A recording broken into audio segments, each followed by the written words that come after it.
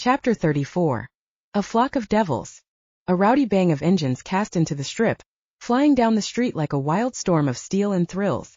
Pandemona, Reaper, Chaser, and Sylphie fought for the advance. Their raging engines shoved them forth to claim the lead, leaving the other cars behind. Cardinal Park received its racers this night. The wailing of engines echoed through the trees, the forest's tranquil peace shattered by the mechanical howls of engines boosted for chaos and speed. Zamson checked his rear mirrors. Every car was coming to dust him. Softening up his speed now would be dangerous for him. SHD. This is gonna be a BT. A gang of red street bikes flew out of the forest. Zamson and Logan fell under fire. The crimson bikers made Logan laugh into his helmet's built-in mic. We speaking problems into existence now? Zamson took a quick look. The biker's love for red reminded him of that vampirial pretty boy Casiel Kane. But these were no Casiel Kanes. They were the Crimson Devils, and they belonged to only one organization. Zamson sighed with a deadpan face. The Red Baron sends his regards, I see. Red Baron. Naia's curious voice roamed Zamson's mind. A vampirial gang affiliated with Noctavion, Zamson replied. Don't you go and blunt out on me. Keep your edge. Logan encouraged. I'll take care of it. The attackers invaded the street, weaving through the race, gaining on Pandemona. Bullets flying. Logan spotted one of the bikes over his shoulder and coasted in its path, barring one of the bikes until shots fired and bullets whizzed past Logan's keen ears. He eased off the bike, reaching for his gun, and he had to be quick. Quick enough to slow up until bikers and cars darted by so that he could pull the trigger of his Glock 19. Logan's mithril bullet punched one in the back. The crimson biker exploded. The bike hurled off course. Logan soared Fenrir right through the flickering ash. The second victim neared Logan's unnaturally fast chopper. Fenrir, like Panmeona, meant business. The violent motorcycle was quick, loud, and gaining on a crimson devil whose back was wide open for Logan to put another mithril-tipped bullet through the vampirial's devilish helmet. The vampirial's head popped like hell confetti. A flock of crimson devils zipped past Princeton. Princeton kicked it into gear. The metallic bronze Beamer RX-0 housed a quickening gem in its engine core. He didn't name his car Chaser without reason. The second Princeton activated the gem. Chaser pulsed a white light then zoomed right after them. Princeton was on the bikers in seconds. A car named Chaser should have carried the name of a tyrant, instead, for it smashed into one of the red bikers. The Beamer RX-0 took no damage. Not even a scratch on its metallic gloss. Chaser raced so fast that both rider and bike flew over the car like discarded trash. Princeton sped up near Logan, both of them weaving in and out of the competition to take out the vampirial threat. Logan aimed for another biker. The red-suited vampirial backflipped off of his sports bike, sprouted leather wings and dive-bombed for Logan. Logan cursed. His aim smothered by the red vampirial. He was snatched from Fenrir. Airborne. Struggling. Gunshots popped off in the night sky.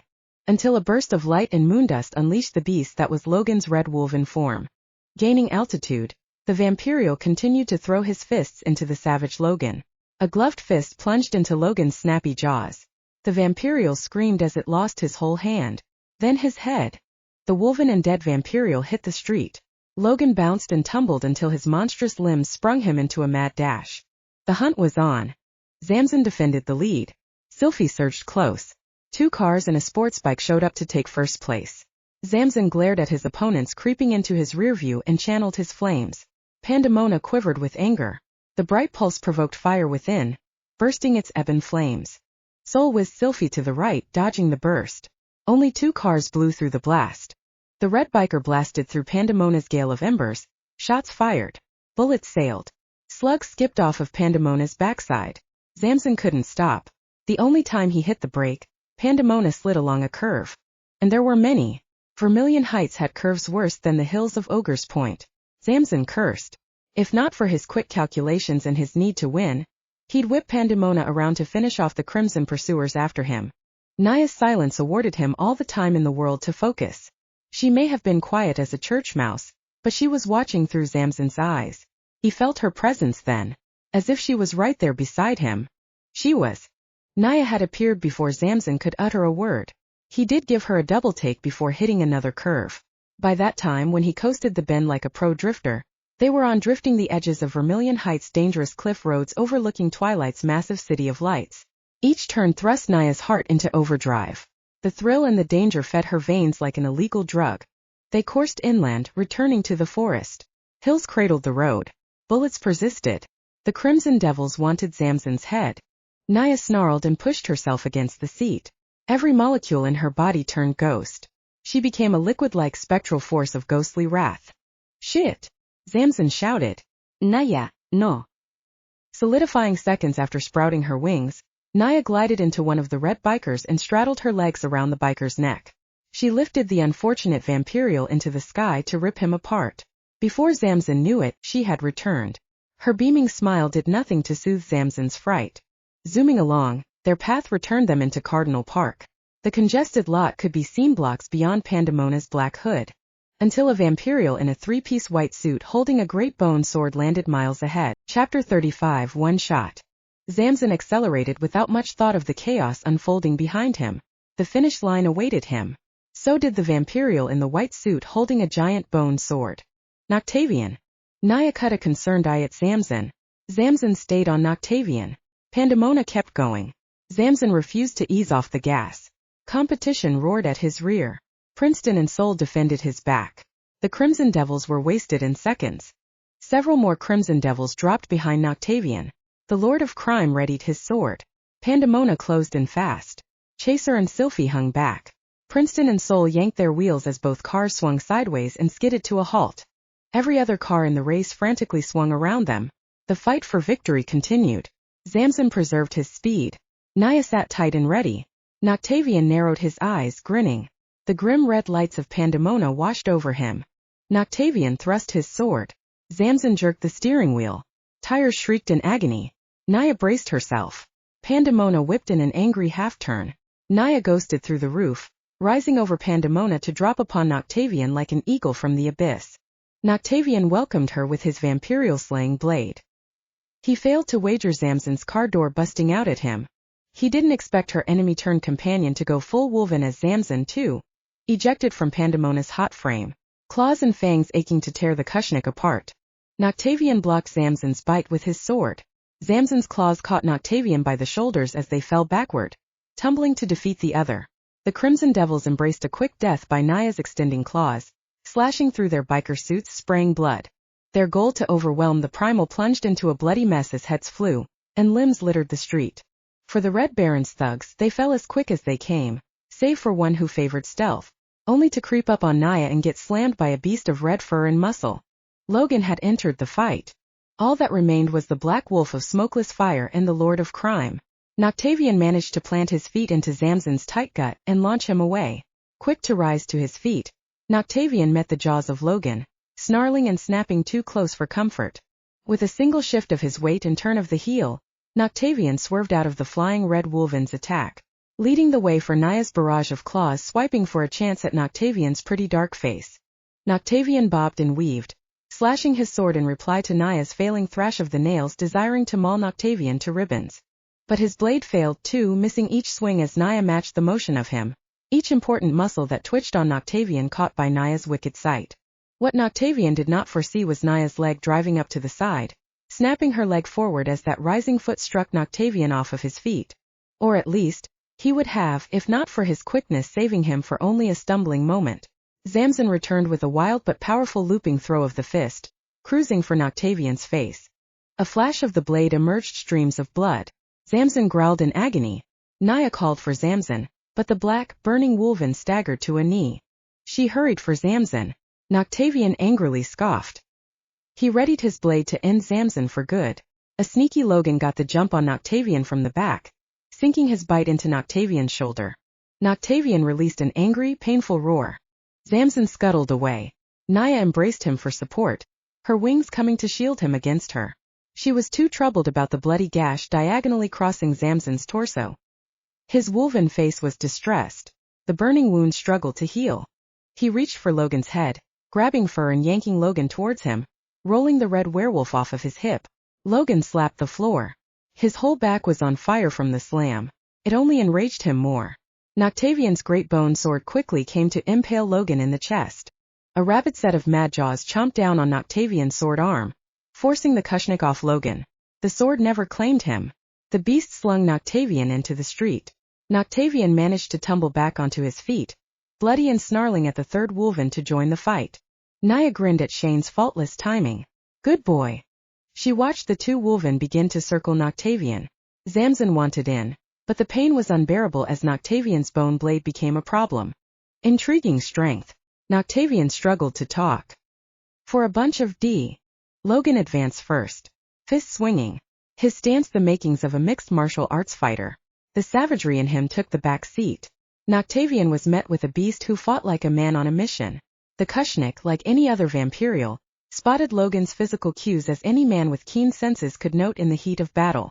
And like any battle worth its chaos, they must be treated like a game of extreme chess. Strategy equaled survival. Noctavion Vladimus was no man. He denied himself a beast as well. His generations of battle had earned him the title of the All-Killer. A few blessed wolven and one old vampiric she-devil shouldn't be an obstacle. Noctavion's shoulder suddenly bursting blood from a destructive bullet posed a worse problem. The shot lifted him off his feet as he flew back a few meters. The bite from Logan was enough. The sudden shot to the other shoulder shut the whole fight down. They all looked at the shooter. Princeton and his smoking magnum revolver. All silver. Engraved in strange symbols. And possessed a black hand. Chapter 36. Fried or sautéed. A magnum revolver of that enchanted magnitude meant business in any fight against a supernatural. A name for all things inhuman.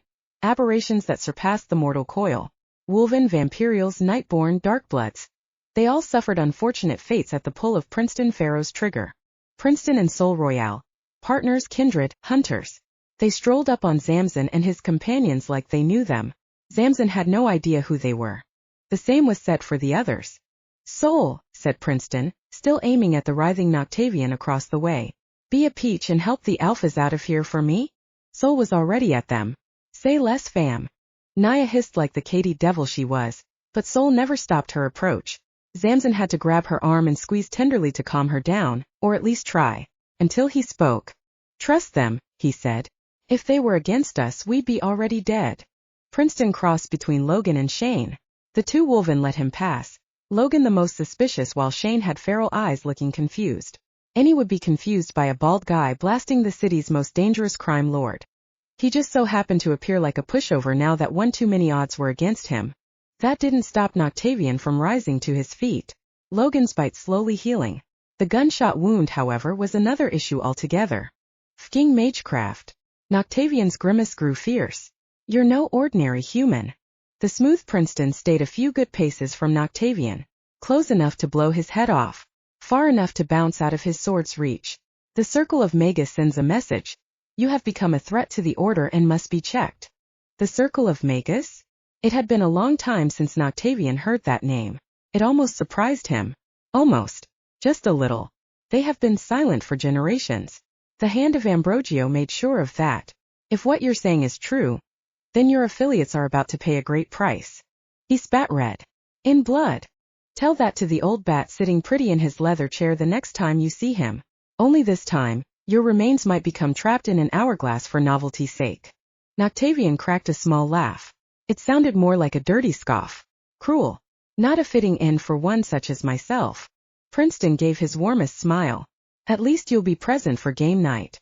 Noctavion could turn red in the face if not for his darker than dark skin, though vampirial or Kushnik for that matter he couldn't blush. Not that a blush fit the moment. If Noctavion burned red, he would. The anger played on the wrinkles forming that perfect hunter-hating scowl. Hunters such as yourself should keep away from matters not of your own. Do not waste your time trying to reason with Princeton. The Red Baron, masked face and dressed in red and gold, appeared from the shadows. His crimson devils emerging from the darkness behind him. They formed a half-circle around Noctavion in seconds. He will just put another bullet in you, as he has done to so many of our kind. Princeton nearly jumped for joy. Amarian. I know that voice. You're the new Red Baron? Well, this changes everything. It was claimed that Amarian never showed his face behind the mask. Showing up at such a critical time did nothing to conceal his identity against Princeton. They knew each other for a very long time, it seemed. As much as I'd love to exchange words with you once more, said Amarian, Noctavion is needed in other places.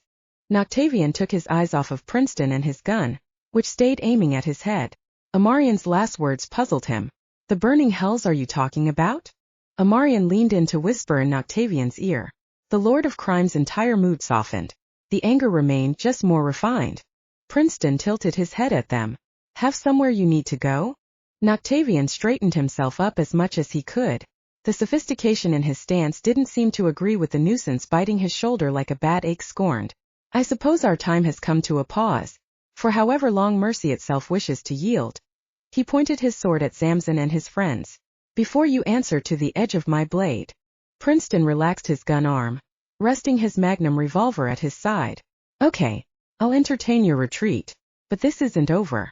You have a chance to change your perception in life and reflect on your past transgressions. I hope you come to reason soon. Princeton smiled again. For your sake. Every vampirial in red behind Noctavion sprouted wings and leapt into the night sky. Noctavion and Amarian were the last to flee. Princeton turned towards Zamson and the others. It occurred to him that they had yet to leave with Soul. Understandable. They were all attempting to figure out who or what he and Soul were aside from just two brave humans with a death wish shooting powerful guns at dangerous vampirials.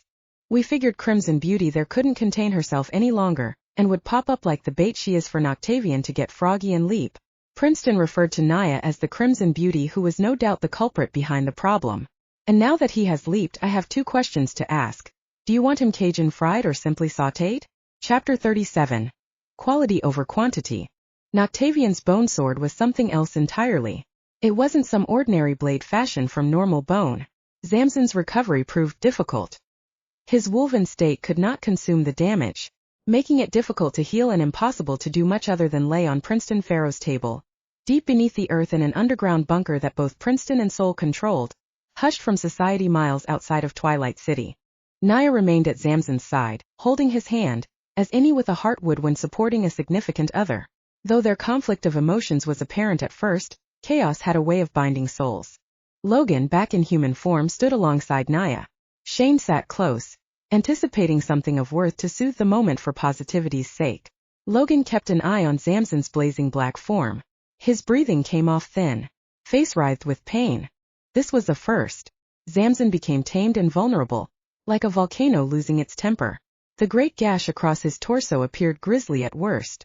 Surgery would cost a fortune to achieve. Fortunately, they were in good hands.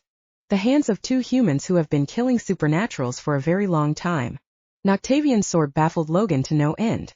The hell kind of blade did Noctavion use? Princeton rubbed his long, bristly chin hairs. You all know that mithrilite, mithril for short, knocks you wolves right on your ace. Killer silver is what we used to call it. Wolfsbane is the herbal equivalent. That sword was forged using the prehistoric bone of a dire work. And boy, he surprisingly sighed, somewhat impressed. Judging by that blade, it had to have been a big one. Noctavion's just full of surprises, said Shane. This is getting way out of hand. We live in a world of mortals and supernaturals united. Princeton shrugged. Some divided. The whole planet's way out of hand. Naturally. Naia lingered a sad eye on the breathing Zamson. He appeared asleep but awake. His wolven ears twitched, hearing them, squeezing Naia's delicate hand in his claw whenever the pain burned him good. She touched his beastly head at the jaw, stroking the hair, then kissing his forehead. Tell us what we need to know, she demanded Princeton. So much pain, hatred, and fear were felt in her voice. Especially the fear. How do we heal him? Soul spoke up instead. We can attempt to speed up the process with a mix of wild daga and Silene capensis roots. The daga is a sacred herb from the motherland said to offer immortality. It can assist with the healing process coupled with the root, which will put him to sleep, thus expediting the process. Are you certain it will work? Sure, said Princeton. Given the combo has done wonders for me in stomach aches, poisons, that one bad rash after a long night with a deceptive nymph, we can give it a shot. Naia could ponder no more. Do it. You don't have to tell us twice. Princeton looked toward Soul. She eyed him right back. Soul, you're up. Show them what the blood of our ancestors can do.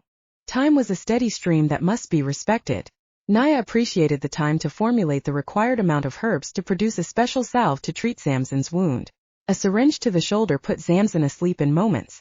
Naia, Logan, and Shane watched as Zamson's wolven face abandoned the look of pain and donned a new expression. Peace. While Zamson slept, Princeton and Soul tended to the education of Noctavion's schemes. Naia, Logan, and Shane joined them at the round table cluttered with files and folders. The plan for world domination had layers. Villainous plots always had layers.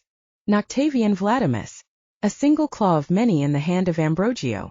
Princeton thumped a finger on Noctavion's picture on the table with several forms of paperwork in open folders. His talon is deep in Twilight City's darkest depths, corrupting any who finds comfort in sustaining the bitter nature of your city's more unsavory avenues. Logan lightly scoffed. It all sounded like old news to him. Tell us something we don't know? Princeton smirked. Okay. He fancies himself a vampirial. Your underlord is actually a goddamn Kushnik with an itch that can only be scratched with power, which he wants more than any of his colleagues because he claims himself a son of the Red Knight. Okay. Logan licked his lips and sighed. The last part one did not know. Naia disagreed with the info. Noctavion's bold claim sounded bogus. That would be true if he was not a child of the Blood Mother. You say lesser child like there's more. Shane gestured a hand at her, baffled and a little intrigued. You're saying there's a whole family tree? The ugliest tree in the whole forest. Princeton hurried his gaze at Naia, who twitched an eye at him. Not to say that you fit their lot. You were fortunate enough to estrange yourself from the batch. If he is a son of the Red Knight, that makes him all the more probable of ascension, Naia added. Unfortunately. Princeton nodded. As to why he wants you so bad that he can taste ascension. Just a drop. Naia formed a wicked smirk.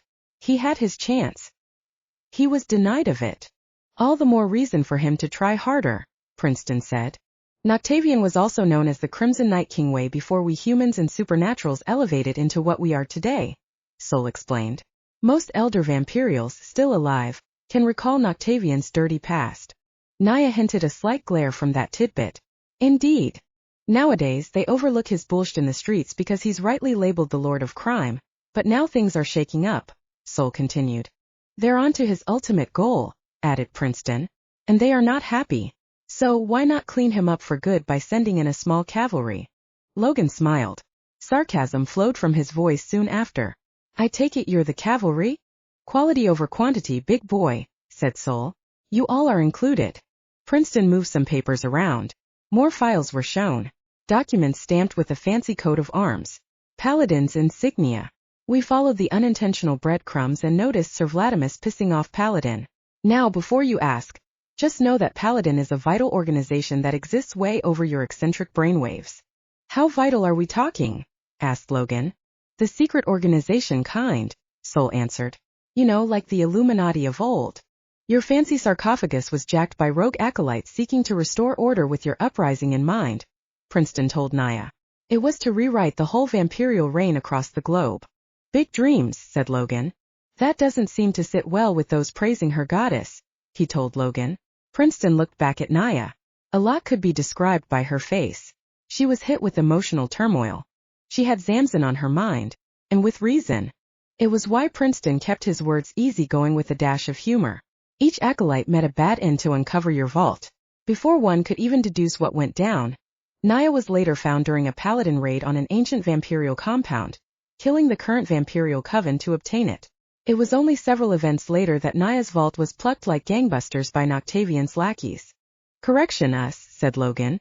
Zamson and I took Naia thanks to Shane's pact. Hey, run that back. Shane waved his hands, settling the ordeal. I had no choice. Remember? Nobody told you and speed Rover over there to flex y'all way into Fameville. Be as it may, together we can further remove Noctavion before he sucks Naia dry and levels up on all of us, said Princeton. How so? Naia snapped her piercing eyes at him. Then why didn't you shoot him in the head? Sol answered that one with a shrug. Dramatics. Killing Noctavion at that time was not in the cards, Princeton revealed. He did his best to make it simple. Think of what happened to him as a warning shot. Plus Amarian appeared. They're all tight with Ambrogio's main grip. Whatever he said to Noctavion is definitely the big one calling for him. Therefore if they don't correct him, then we know just how big this whole scheme for power is, and I won't feel too guilty ashing a few parasites the next time we pull up on Chapter 38. A Tale of Two Wolves. Zamson remembered the race. The look on Naia's face. The shouting of his friend's voice. And Noctavion's wickedest ploy. The stinging pain of Noctavion's bone blade. The way his skin burned and flayed. The look on Naia's face as she was undoubtedly afraid. If not for his friends and the stranger's pull of the trigger, Zamson would have been slain. And the world would know absolute darkness as hope itself would fade. The last Zamson laid eyes on was a frantic Naia, hanging lights, Logan's stoic mug, and that bald guy named Princeton. There were others' voices known, like Shane and the one they called Soul, but they all swirled into a blur, receding into the depths of nothingness as darkness came for Zamson, pulling him into the pits of his own consciousness. It took him a minute, but he felt it, awakening not on a cold table but in a thick patch of grass. Earth. But this world was not his world. It was another's. Discovering this experience was not of his subconscious nature. A dream that was, by some odd means, existing on the brink of reality. He felt the warm air on his skin, the smell of wildlife filling his nose. The critters that existed in the brush skittered and chirped. And that gash on his chest had ceased to be.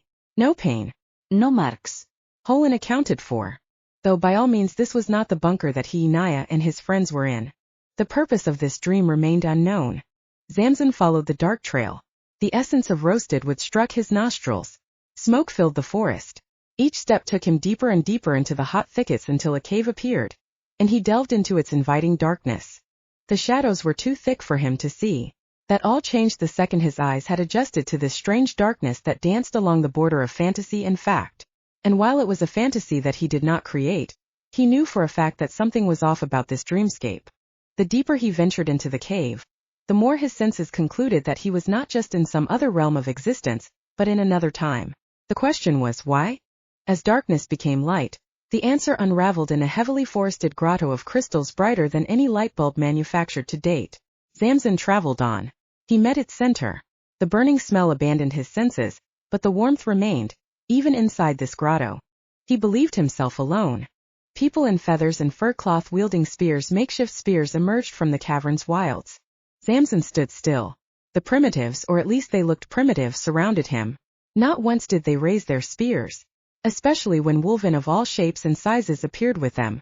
And the children, tiny little wolven kids, some no bigger than a toddler's height, made themselves known too. Their fur was marked in many colors, just like their older kin. Zamson kept his eyes on them, turning and gazing at them all as they closed in on him, stopping just an arm distance from him. They looked as if they knew who he was. His smell, the sound of his tamed heart, the hint of heat radiating from his frame. It reminded them of the one who appeared high above them. The man's presence was announced by the howls of 2 wild wolves. He was powerfully built, smooth and dark. His head was great and thick with long dreadlocks, and his face was painted red in savage tribal paint. Or was that actual blood?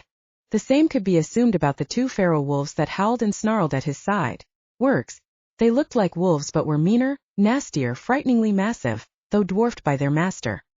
His eyes suddenly burned a familiar flame. One glimpse at this burly figure of a man planted a seed of importance in Zamson that rivaled the one who appeared to be a stranger to smiling. If not for his eyes, Zamson may not have realized who it was. For Zamson'd seen those eyes before. In his visions. The memories that were not his own. "So we meet," said Zamson. "Andreas." Andreas raised his head at him. The superior look was an indomitable act demanding respect. Zamson echoed the same look. The two were like mirrors connected by the passages of time. The crowd before Zamson opened the way for him, stepping aside, drawing him closer to Andreas, who waited above. Ascending the rocky terrain, Zamson met Andreas face to face. The clan below watched. Zamson and Andreas matched height. It could not be said for their figures. Andreas looked like he could bench press a mountain. Maybe 2. The Wergs circled them. Andreas approached Zamson, and Zamson never moved, standing his ground. He planted a large hand on Zamson's shoulder. The unclaimed memories rushed Zamson once again. This time they made more sense. The armored wolven. The war. The slaying of vampirials who assaulted Andreas' clan. Many were slain, enslaved, massacred. They fought for freedom against their oppressors, and Naia was among them, fighting them as well alongside Andreas. Her one and only lover. The other half of her undying heart that she strived so hard to unite with Zamson. She succeeded. The vision where Naia was taken from Andreas. The storm of swords plunging into him. Their final lovemaking. Severed by an army of vampirials led by another in white. An albino who was more bat than man. His armor bearing the insignia of an ominous shield with bat wings. Andreas cursed the vampirial. His blasted words were the last to escape him before he was cut in 2 by the albino's blade.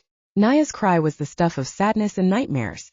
Her shriek of sorrow was so bitter, so despairingly mournful, that Zamson felt the spark of vengeance burst into an unforgiving explosion of vindictive flames. flames that scorched away her sadness as the fires of retribution were all that blazed. It filled Zamson with anger. Visions within a dream? How could this be? Zamson tried not to stress the thought. What he was able to fit together was enough for him to feel every bit of pain, ambition, struggle, and desire of Andreas, and Zamson's blood was on fire from it. It was all coming together now. Zamson's sentiments towards Naia's ambition, his disagreement with dominating the Vampirials, and ultimately the world was misplaced to an extent. Looks like we're not so different. Zamson understood now. But there was a way to change it all. Perhaps Andreas strived to reveal that hidden gem to him. I can see why she loves you. I can see why I've come to love her. Andreas released Zamson's shoulder and nodded. He turned to face the wolvens below. More showed up. Steel-plated and war-faced. Some even rode upon giant wolves no bigger than horses. Once they gathered in mass, they took a knee, bowing before Andreas. Bowing before Zamson. He raised his hand, watching it ignite into flames, sharing his hand as it shifted into a blazing black wolven's claw. I'll do everything in my power to keep her safe, Zamson said to Andreas as they both oversaw the tribe. Rest in our memories. I'll take it from here. Chapter 39 Case in point. Zamson woke to a welcoming room temperature and bright lights forcing his eyes to readjust from the blur of awakening. He rubbed his face, groggy but attentive, and his vigilance discovered himself alone. Except he wasn't really alone. Naia was sitting patiently at his side. A guardian angel who was by far no angel. She couldn't sleep. Not with Zamson the way he was. When he sat up to take in the unfamiliar surroundings of Princeton's bunker, Naia rose from her chair to comfort him. She laid a hand on his back, the other on his arm. She was warm despite the room's coolness. Her touch was soft. Silky soft. He was glad to see and feel her again.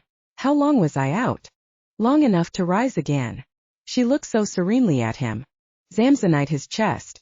The bandages hugged his nude top, protecting the gash he suffered and feeling the icky salve sticking between the wraps and skin like warm glue. He pried the gauzes apart, unraveling his torso until all that remained was the excess herb and what salve was applied to him, and a great scar slanting across his front. Naia stroked the messy scar, her fingers stained by the lubricants glossing over his chest and abs. You have come to. A slight smile cracked her lips. With a souvenir to bear, of course. Zamson hinted a feeble smirk. I'll be sure to show Noctavion the next time I see him. Naia agreed, still caressing him. It will be his last. Zamson reached for her stroking hand, holding it tight, her eyes seeking emotion in his own. She found it, discovering more than she bargained for. Something other than just the tender connection cycling between them. Something's amidst, she said. Zamson gently shook his head some. I saw him. She paused, hanging on to his 3 words. They were so important, powerful, pulling strings within her dark soul and igniting her heart like he always had done without fail. Naia finally responded, accepting it. I know. Her words were soft and comforting. She knew he saw him in his dreams, the memories living in his blood. I've always known. I was just waiting, patiently. And now that we have met? He asked. Naia couldn't answer him fully. Not yet. She had questions relating to his meeting with Andreas. How did Andreas look? Was he okay? Alive? Did he miss her? These were but a few questions clogging her mind. Her gold eyes shifted elsewhere, contemplating, heart racing, stomach in a flutter. Her hand on his back never stopped stroking him. Zamson took her silence for what it was. It's okay. You don't have to answer. Naia found solace in his eyes again. The race of her heart and ruffle of guts gradually waned. The stroke of his fingers smoothed and tamed her worried heart.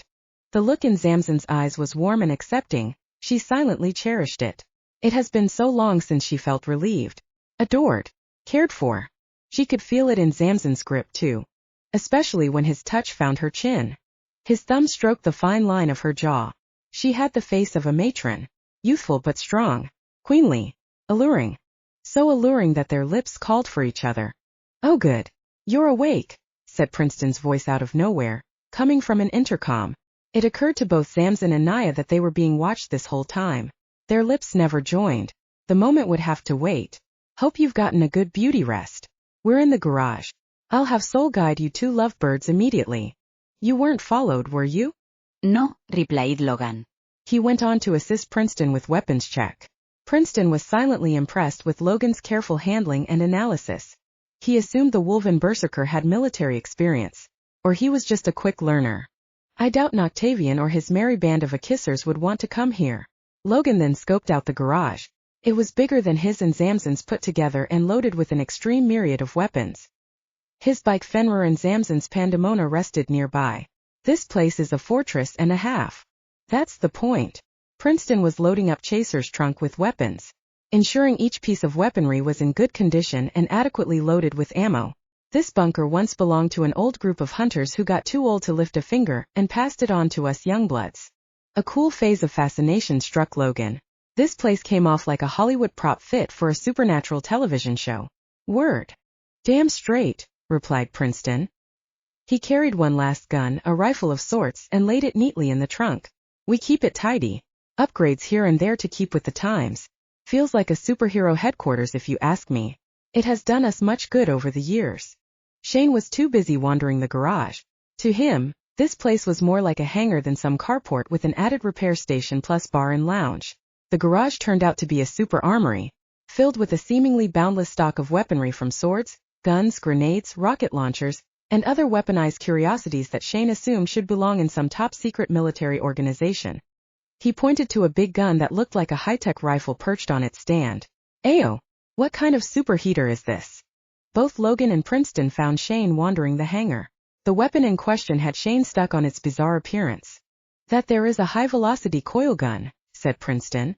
It propels a steel projectile utilizing esoterical coils. They're also called mage rifles, special military grade. That one's heavily enchanted to take down the toughest aberrants, provided the mods. I once used it to deep six an ogre. Hold up, said Logan. Ogres were extinct last he knew. Ogres haven't been seen for over 300 years or more. Longer than that, even. Seichi, how's that possible? It wasn't easy. Princeton leaned on the back of Chaser's trunk, arms crossed, content with explaining his past hunt like it was yesterday. You know how much of our oceans are still unexplored?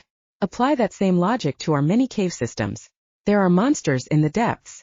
The talk about weapons and killing beasts concluded when Sol arrived with Zamson and Naia. Logan and Shane wasted no time crowding around their friend, relieved to see Zamson moving as if nothing ever fazed him. However, he did have a new scar on his chest. Shane examined the cool-looking scar. Looking bad, my boy. The scar suits you. If you want, I can tell Noctavion to give you one too, Zamson joked. It wasn't taken seriously, but Shane humorously declined the offer. Hell nah. I prefer my guts intact and my skin flawless. Thank you. Princeton watched from a distance, examining Naia and Zamson as they emerged from the entrance. Sol returned to the lounge where several computers, flat-screen televisions, and other computerized devices awaited. Princeton stroked his chin hairs at Zamson's condition, preferably his scar. He didn't have to approach them, for the gang casually came to him. Cool. Cool. Princeton approved. Zamson lived to fight another day. So the remedy worked a wonder on you. Kind of hoped it did without leaving a scar, but I have to agree. You're looking 100 times more menacing with your shirt off. Zamson scoffed. He actually considered it. Then I guess I'll keep it off. Princeton found that amusing. He gestured a harmless hand. No judgment here. So, ready to shake up the evils that be. Noctavion fled with the Red Baron, Zamson remembered. He may have been down and fighting to heal, but he heard them talk before Sol's remedy put him to sleep. Any news from the streets? Princeton pointed a casual hand in Sol's direction. She's been eyeing the feeds. Any news from social media babble to your cultural conspiracy theories goes through her. If something's popping, Sol's on it. She'll have the tea spilled in no time. Found something, blurted Sol. Princeton hilariously smirked. Case in point. They surrounded Sol and her many screens. Information of all types filled the screens. Videos, articles, posts, news sources, the works. A simple post from that famous microblogging/social media site with the bluebird symbol was all that it took for them to connect dots. They were on Noctavion's trail. So the Vampirial Committee's been buzzing about a meeting of the Lords, said Princeton. Some kind of secret summit. Not so secret anymore, Shane said. Secrets are never secrets, Princeton explained. Just undiscovered information. What's done in the dark always comes to light, even when one's stiff in the grave. Think the other lords will take care of him for us? Logan asked. Princeton thought about it. It was possible. Maybe. The vampirial powers are very precise when making moves. They like to keep things clean and manageable as to not incite a Fong-hating rebellion of tiki torches and pitchforks rising up against them. If they're going to try Noctavion in a hearing, then let us hope that intervention goes down quicker than a blood-drunk bat slut jacked on Molly. Chapitre 40, Tribunal. Valamort Malkavia roost like a fortress of impenetrable supremacy upon the crown of Nazir. This towering mountain peak was nowhere near Twilight City. Lord Grave, the most powerful Lord of Lords, the literal hand of Ambrogio, existed here. Outside civilization nested somewhere far, far west where nature roamed free. It was here, beneath a half-moon, where Noctavion Vladimus and Lady Countessa arrived before an audience of vampirial nobles, figureheads from across the nation participating in this special summit hearing. The other lords, Lord Shade of Imperia City, Lord Ram of Black Sun, Lord Onyx of Empire City, and Lord Nessa of Queen City, appeared as mystic holograms.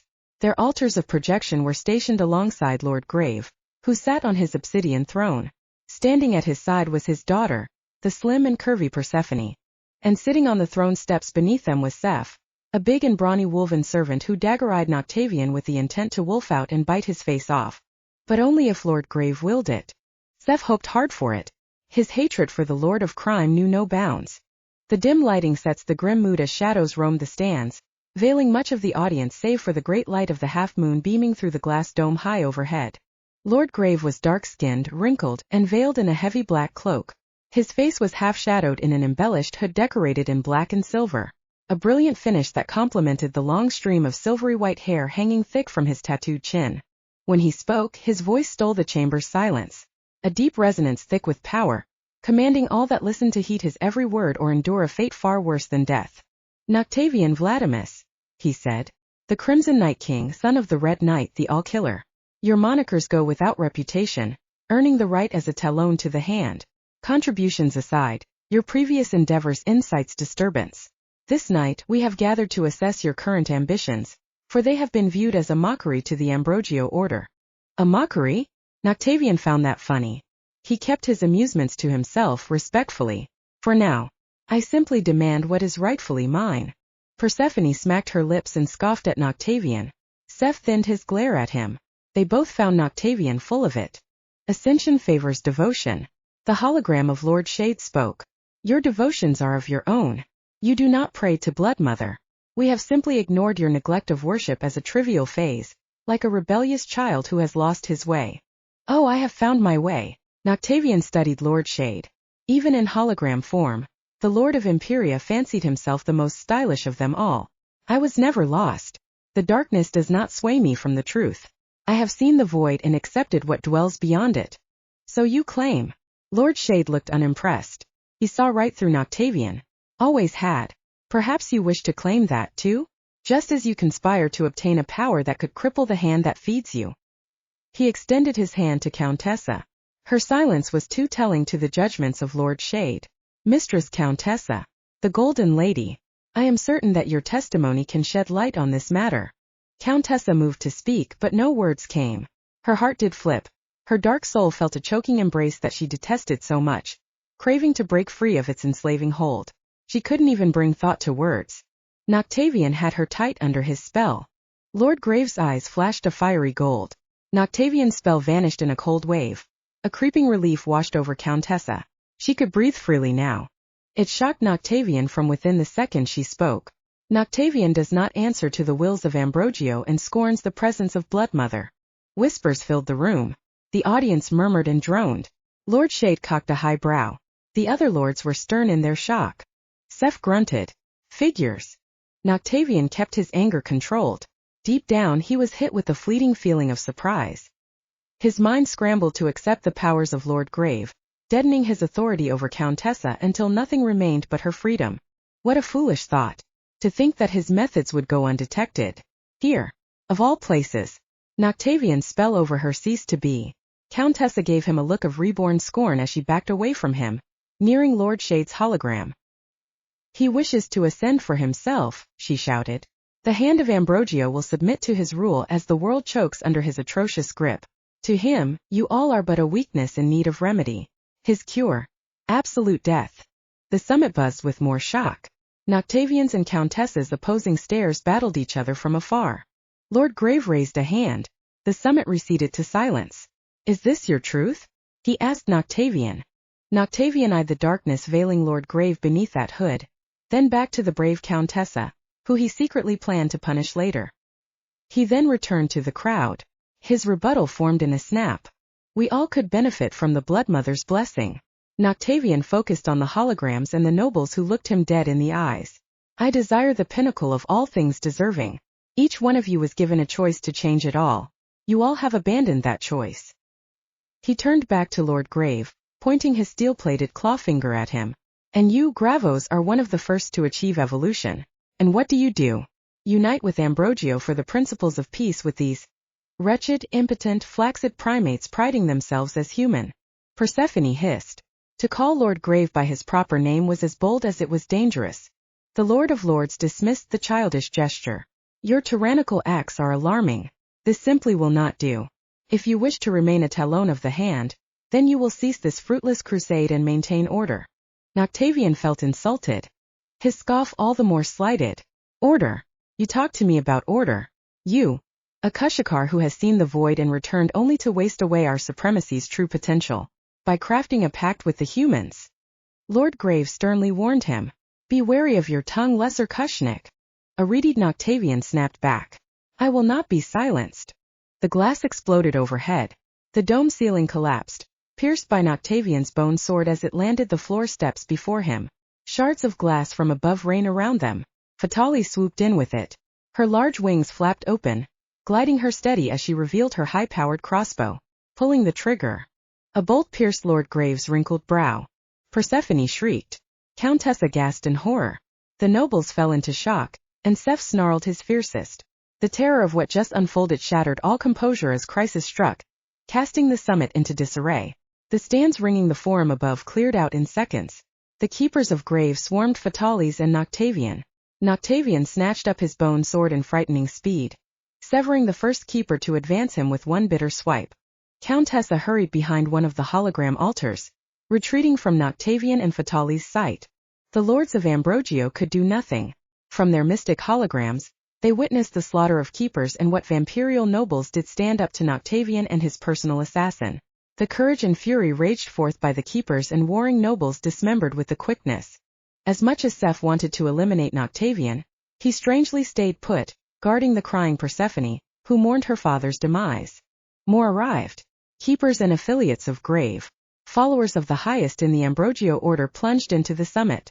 They poured through the exits, most sprouted wings and leapt above, blocking the shattered dome above to pin Noctavion and Fatalis below. They were like a storm of punishment washing over the condemned, until a meaner racket of gunfire mowed down the keepers, red swords slicing and dicing the angry mob. Amarian rushed Noctavion's enemies from behind.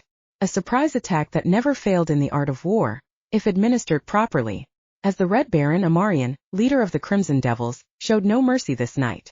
And in a clang of swords the storm of claws, fangs, and steel lessened to a mild fury, granting Noctavion a chance to escape with Fatalis. The way was clear. Noctavion sprouted his wings and skyrocketed out of the summit with Fatalis and Amarian.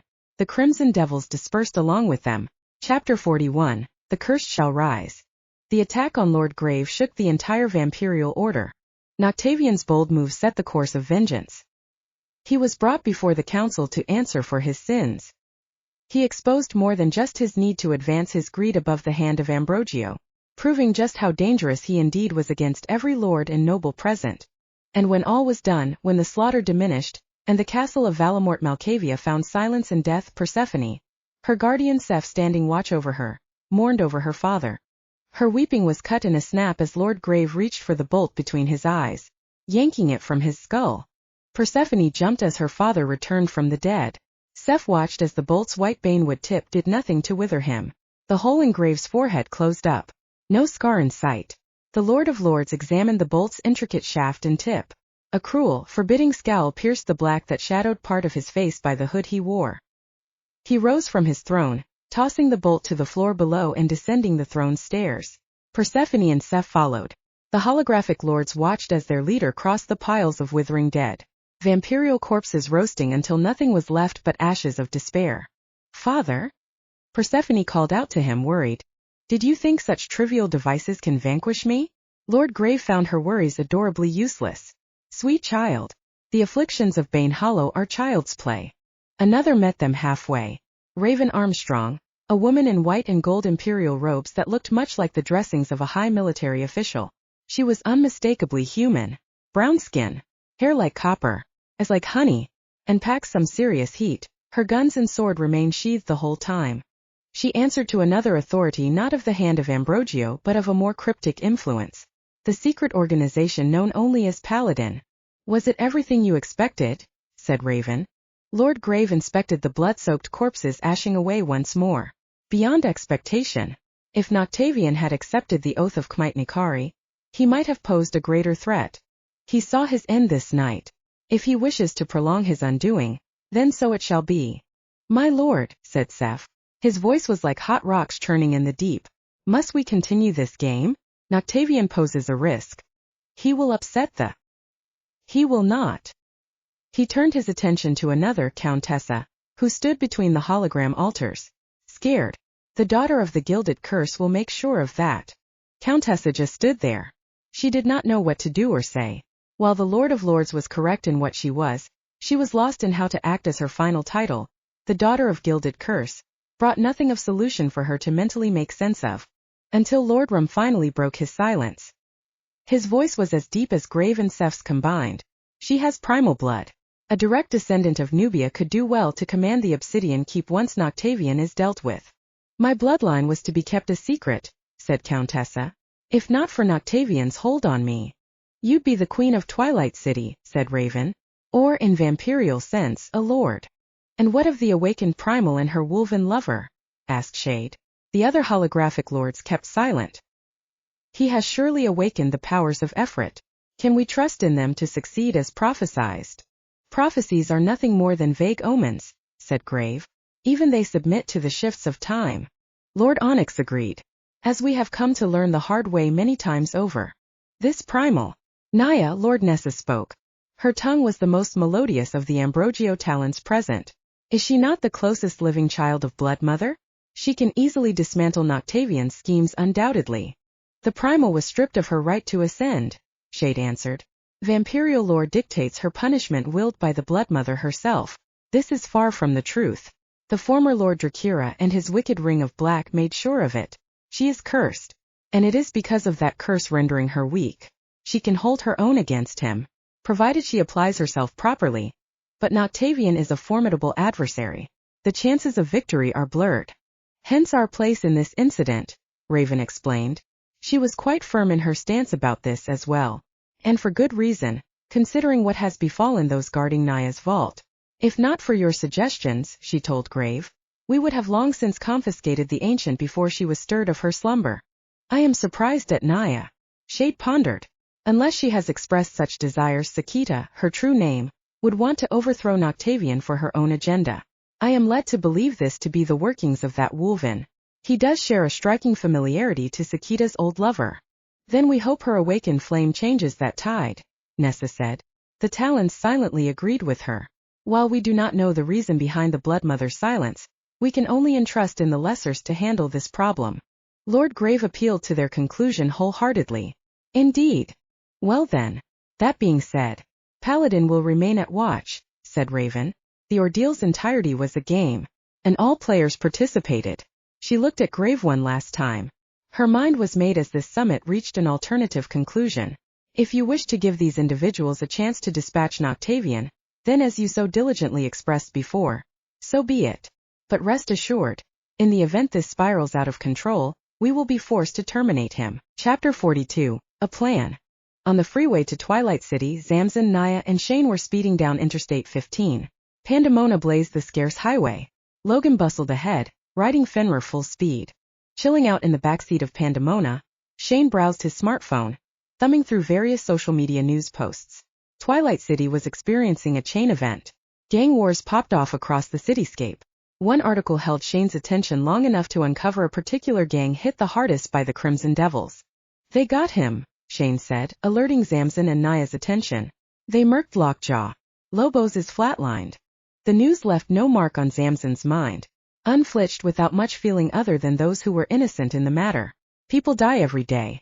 Zane Creed's death was always in the cards. When one lives the fast life in the streets themselves have a habit of hauling you to your grave. Noctavion's thugs got to Lockjaw. It was bound to happen eventually. Any that had a bone to pick with a crime lord ended up killed by that bone. Zamson kept his eyes on the road. His mind focused on what weighed most important. He had it coming.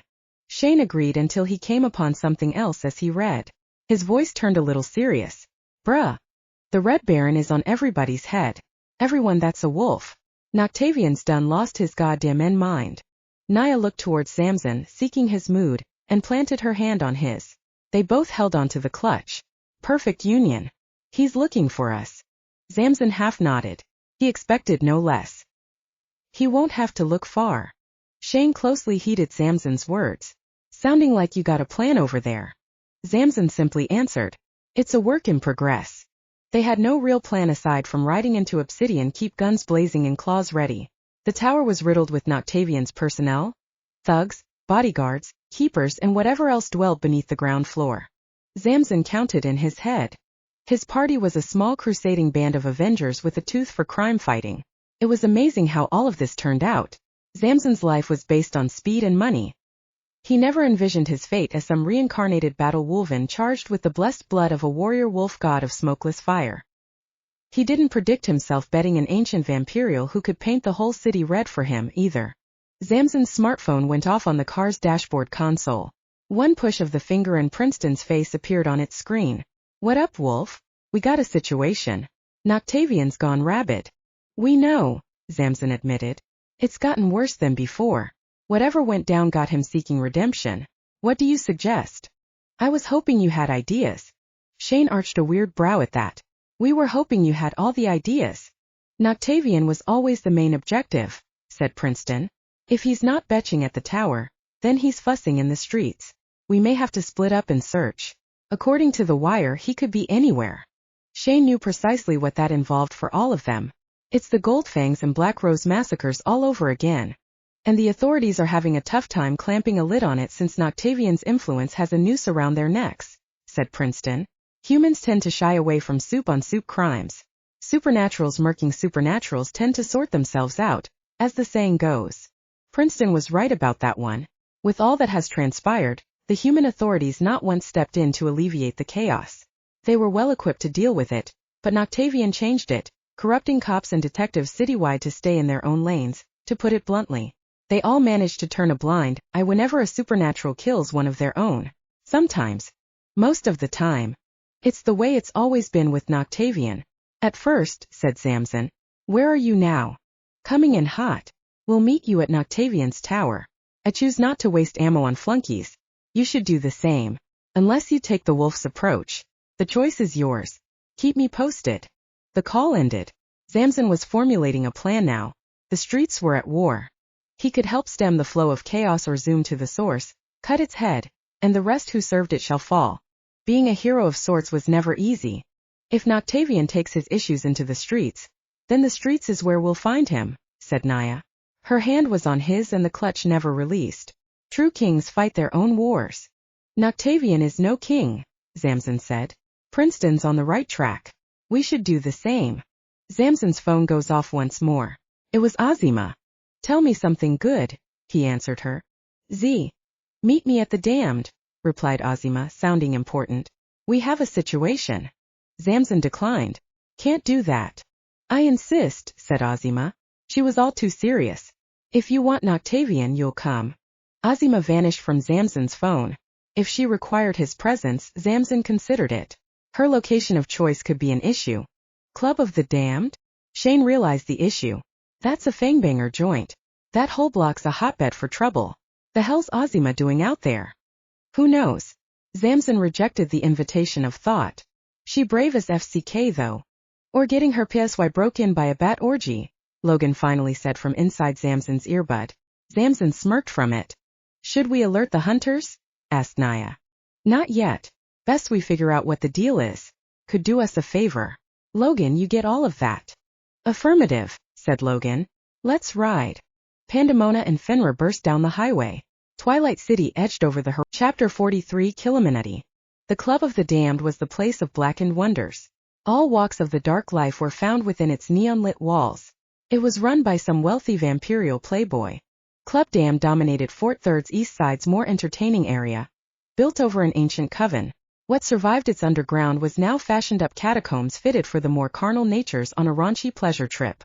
The trouble with the club lived in its occasional shootout, stabbing, mutilation, kidnappings, and bizarre drug dealings that plunged beyond the typical drug exploit.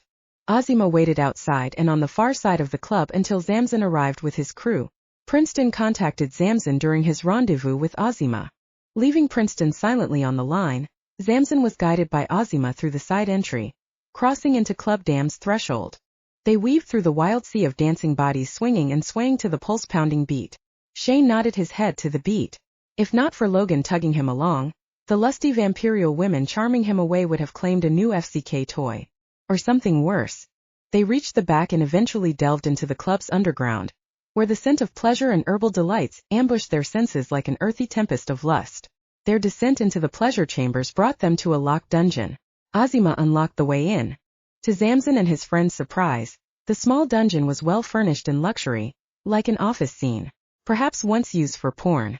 The band of men in blue and black, the Lupus Gang, made the room's mood no better. Add in another unfamiliar face. A strikingly eerie-dressed vampirial completed the odd package. "You know Sinclair," Ozima said firstly, standing between them and tucking a dreadlock behind her ear. She let Zamson figure out the rest. "I shouldn't have to introduce you to." "OSHD." Zamson gave the vampirial a careful look. "In the flesh and bone. The most notoriously secretive gangster ring to ever roam the infinite void." Shane hurried up beside Zamson. To say he was shocked was an understatement. Alucard Sinclair. As in the Killuminati Alucard Sinclair. "Well, well," Princeton said to Zamson via earbud. "Aren't you a special one?" Sinclair bowed his head. "The one and only to grace your wondrous presence. A shame we didn't meet in the beginning. We could have been the greatest alliance ever assembled. Especially if I had engaged in those amazing races you're so exceptionally superior at. Your name is known. Never the face. Nobody's seen your face." Shane gawked at Zamson, comically betrayed, as if he should have known this. "Z. You know Alucard Sinclair?"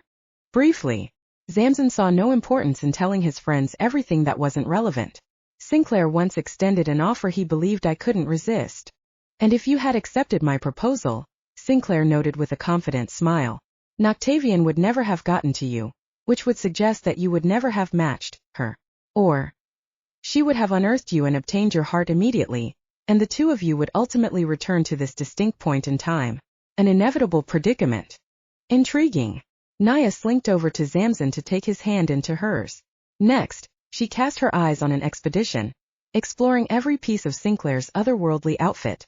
His look broke the barrier norm, embracing the unique in what darkness inspired it. A goth lover's wet dream. This one smells as wonderful as he talks. And looks. Her senses discovered bizarre energy lurking behind his flashy appearance as well. "The darkness in your blood is unordinary." Sinclair was moved by Naia's analysis. He was so dazzled that he continued where she left off. "You say unordinary.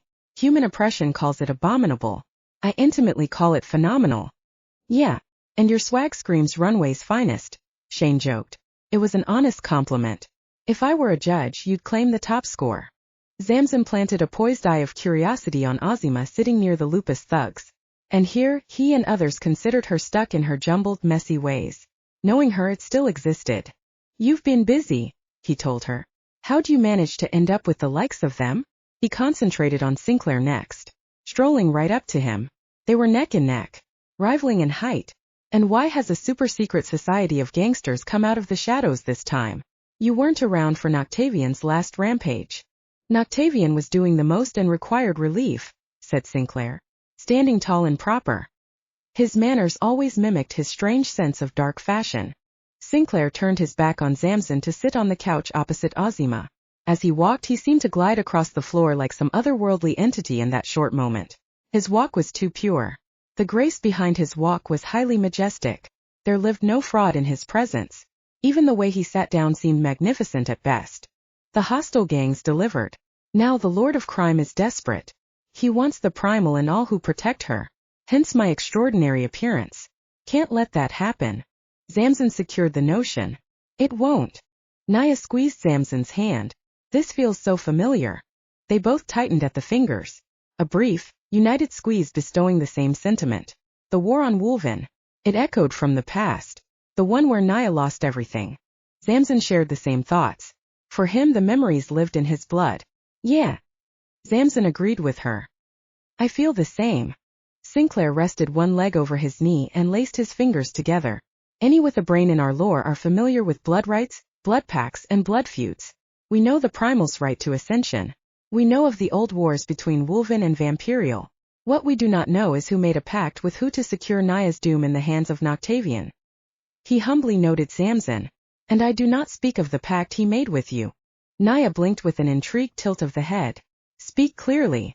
The power of Naia is bartered. Noctavion was assured your blood as a penance in exchange for something. Someone kickstarted this string of events, and we want to understand who. A far more imposing force is up to no good. All of us are in grave peril. That's if he gets her, said Shane. He's been having a hard time achieving that. Logan cocked his head. His face was twisted and confused. What could Noctavion give that could possibly create this kind of cluster? That was precisely what Zamson was imagining. Logan as well. The contrast between the two was Zamson's calm and Logan's voice. There came a time where one thought what the other spoke. Shane spoke what he thought. Sometimes it was best for Shane to think before he said a word. That moment of Shane was now. There's nothing of worth for him to give other than his own A. Everyone looked at Shane. Sinclair laughably sneered. Shane wondered why all the eyes and carelessly shrugged. What? Kushnik's gotta taste good to someone. Right. Princeton overheard Shane in the background. He happily answered that one. You'd be amazed at what eats what nowadays. Okay, so he made a bargain. The reason behind said bargain escaped Zamson. More riddles. There was no time to solve more puzzles. It makes no sense, but we'll bite. Maybe it'll bleed. There's always a power price. Always a price indeed, said Sinclair. And now that Noctavion's having another squabble with every Wolven gang around, he intends to quench his thirst immediately. Lupus have come from across the nation to turn Noctavion into a community chew toy. When Noctavion is vanquished, we will have his corpse. Shane just had to ask. Do I even want to question what you're going to do with the corpse of a Kushnik? Naia ventured the thought. I would love to know. Logan declined. I sure as if you don't. And Princeton had trouble deciding. I'd second that, though I know I'll regret it later. Trust. He told them. Especially to Zamson and Naia. When we claim the Kushnik's remains and have assessed it to completion, you will be the first to know. Sinclair turned his head away from the group. His eyes aimlessly stared into the darkest corners of the room. It was clear that no one was in that corner, so he must have been speculating. Or heard something. What he heard spoke in his head. He met Zamson's eyes soon after. Noctavion has been holding up in his tower while his minions harass the streets. We must form an assault and handle him swiftly. You're actually going to show your face to Noctavion? Sinclair sarcastically smiled. No. Logan cracked his knuckles. The time to fight again was near. He loved a good fight, especially an epic one like this. Good. Kill him in his own home. Maybe we'll catch him shitting bricks while we're at it. It'd be a disrespect not to wipe his head too, Zamson added. Logan appreciated that crude joke and ended it perfectly. He can wipe his own DMNSHT in Chapter 44 Assault. Noctavion and Fatalis marched through the halls of Obsidian, Keep with a brutal killing intent plastered on his dark face. Plans were not performing to goal. His path to ascension was narrowing. He also lost Lady Countessa to Lord Graves' powerful intervention. His bone sword, fashioned from the remains of a giant-sized dire work, was tight in his hold. He expected the worst to challenge him. He nearly survived Lord Graves' coven. If not for Fatali's rescue, his head would be on display as a warning, discouraging any looking to overthrow the hand of Ambrogio. She was at his side the whole time, feeding him information. The city was at war. Noctavion's advocates were storming the city, seeking to expose the Primal and her allies, daring to stand in Noctavion's way. The Sanguinaires have found no trace of the Primal, Fatalis told him. They returned to Noctavion's main chamber. Twilight City sat just over the wall of windows, sitting tall beyond his desk. Pillars of smoke billowed in random points of the city. Flashing lights and police helicopters all over. The Gold Paws and Darkphase refuse your order, she continued. Rebellion forms against you. Noctavion seethed with fury. Doing best to contain his composure, he kept his rage in check or risked tearing up his quarters like some mad primitive struggling to have his way. Then I'll wear the goldpaws fur for my next coat as I impale those vampirialists to rot in front of my coven, he said. The two gangs turning on him were just part of the bad hand dealt against him. A total gang rebellion was sure to unfold, and not just with them. Scandalous dark fae heathens. They dare defy me? I'll be sure they suffer every insufferable inch of their scorching pikes. Has anyone unearthed Countessa? He stomped his way right up to his bone spear. It was the same spear that once skewered Naia during his botched chance at ascension. He took it into his possession, sheathing his greatsword to his back. I will have her skin flayed 1,000 times over. I believe I know where she remains. Fatalis hurried to the windows watching the city. Police prowled the streets. Explosions went off in the distance. It is not wise to return to Valamort. Returning to the summit is suicide. Not for long. Noctavion reached his desk soon after, searching the compartments there. He was desperately seeking something. He soon found an ornate scroll that looked out of place, as if not of this era. I watched the wretched bit of life in Lord Grave wither on his throne the second you snipped him. He stuffed the scroll in his suit jacket. There is no avoiding the Banehollow strike. At least part of his plan worked. Killing off Grave. Vampirials prided themselves as superior, impervious to death. A Kushnik such as Noctavion knew that was far from the truth. Everyone dies. Even superior Kushniks like Lord Grave. Noctavion believed in total world order in the fists of the Kushniks, not the mingling of other races. And for what? Peace? Conspiring with humans and those not of his kind disgusted him. Death by the most insulting of nature's hatred against vampirials was a fitting plan. Fatalis pulled it off nicely. That gave Noctavion some bit of comfort. There was no time to explore his satisfaction in the heat of a looming war. Fatalis spotted a fleet of vampirials flying towards them. 2 vampirials sword and hot, escorting a giant wolven on a harness. Fatalis bolted from the window, screaming, "They're coming!" Noctavion noticed the incoming attack and vaulted over his desk. The flying vampirials swooped upward, and the wolven harness released, swinging the hulking beast of fur and fangs into the glass like a wrecking ball. The wolven tumbled into Noctavion's penthouse suite, standing to his feet with a terrible temper. "I've been waiting for many moons to snap your SHT, the wolven roared. "Vladimus! Get in line, Seth." Noctavion spun his spear as he paced before the beefy wolven of rage. He studied Seth's form. The big bad wolven had muscles on top of muscle. It may take a bit of time butchering Seth into kibble. He awaited Lord Grave's bodyguard to attempt revenge anyway. I am the all-killer for a reason. Fatalis attempted to sneak Seth from the back. All of that tight muscle packed on the wolven stood for nothing against Fatalis' mithril blades. Or her whip. Noctavion had Seth too focused on killing him. Fatalis took the leap. Her whip lashed out for his neck. Seth whipped around to catch the whip around his giant forearm. For an enormous wolf he was insanely fast. Faster than Noctavion's lunging spear. Seth thrashed his arm towards the lunging Noctavion. Fatalis flung with him. She should have released the whip. She crashed into Noctavion. The lethal Kushnik managed to toss Fatalis off of him before the shadow of Seth fell over him.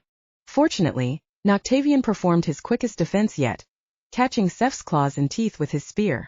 But Seth was no ordinary monster. He tossed Noctavion around aimlessly. Noctavion had enough. He flipped over Seth, maintaining the spear to his mouth, and hit the ground, pulling, rooting his feet to the floor and yanking his spear back. Its shaft caught in the flailing Seth's giant maw. The spear should have snapped. It was no ordinary spear. Fatalis returns, springing onto Seth. Her daggers plunge into his chest. Flesh singing the second mithril cooked the meat. Seth howled his ugliest. Fatalis hissed and dug her blades further in.